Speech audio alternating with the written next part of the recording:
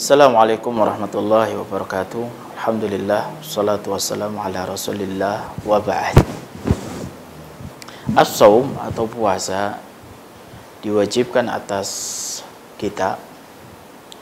Di ujung ayat Allah Subhanahu wa taala menyebutkan hikmahnya, la'allakum tattaqun, supaya kita bertakwa. Di setiap ibadah yang Allah Subhanahu wa taala syariatkan dipenuhi hikmah. Hikmah yang tidak terbantah, hikmah yang harus ada dalam setiap apa yang Allah Subhanahu wa taala perintahkan dari ibadah-ibadah adalah ta'ah lillah Subhanahu wa taala. Untuk membuktikan kita taat sama Allah Subhanahu wa taala. Disuruh, diperintah, kita jalankan apapun perintahnya.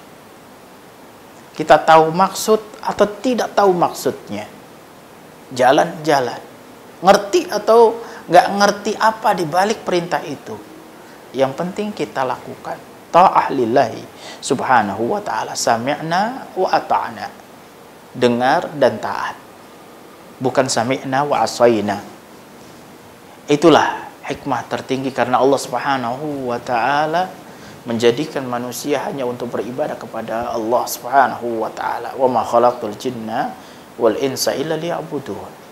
Tidaklah Allah ciptakan jin dan manusia kecuali hanya beribadah, hanya untuk beribadah kepada Allah Subhanahu wa ta'ala. Allah Subhanahu wa ta'ala juga berfirman, alladzi khalaqal mauta wal hayata liyabluwakum ayyukum ahsanu amala. Untuk dihitung, diuji, ia ikuti apa enggak. Menguji manusia, liyabluwakum ayyukum ahsanu amala. Siapa di antara kalian yang paling baik amalnya, yang paling taat kepada Allah Subhanahu wa ta'ala.